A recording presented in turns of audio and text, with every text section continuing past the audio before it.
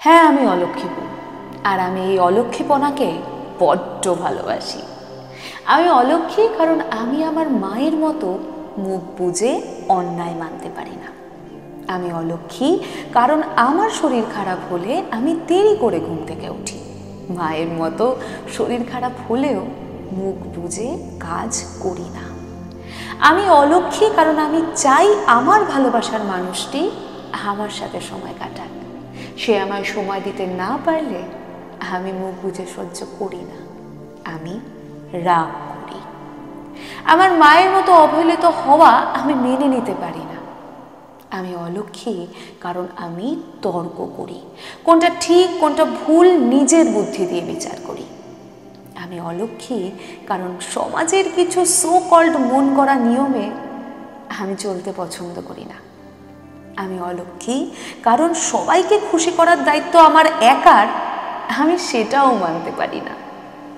আমি অলক্ষী কারণ আমার বর যেমন নিজের কাজ কমাতে বন্ধুদের সাথে আড্ডা মারতে যায়, আমিও তেমন আমার কাজের চাপ কমাতে আমার বন্ধুদের সাথে আড্ডা দিই। আমি অলক্ষী কারণ আমি নিজের ইচ্ছে মতো পোশাক পরি, নিজের আবেগ প্রকাশ করি। আসলে আমি নিজেই চাই না আমি লক্ষ্মী বউ হয়ে উঠি, কারণ এই লক্ষ্মী বউ হতে গিয়ে আমি আমার মাকে দেখেছি নিজের ভালো লাগা, খারাপ লাগা, শখ, আহ্লাদ সব ভুলে যেতে হয়েছিল। তাই আমি চাই না আমি লোকের বানানো লক্ষ্মী বউ হয়ে উঠি। আমি না হয় আমার মতোই থাকি, তাতে লোকে আমাকে অলক্ষী মনে করলো কিংবা স্বার্থপর, তাতে আমার কিচ্ছু যায় আসে না। কারণ আমি মনে করি অন্যকে ভালোবাসতে গেলে আগে নিজেকে ভালোবাসতে জানতে হয়। অন্যের কষ্ট বুঝতে হলে আগে নিজেকে বুঝতে শিখতে হয়। অন্যকে ভালো রাখতে গেলে আগে নিজেকে ভালো রাখতে হয়। আর একটা কথা হয়তো আমরা সবাই জানি, স্ত্রীরা ঘরের লক্ষ্মী।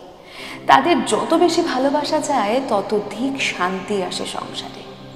আসলে কোনো বর্ণনা দিয়েই একজন স্ত্রীকে যথাযথ বর্ণনা করা যায় না, কারণ স্ত্রীর তুলনা সে নিজেই।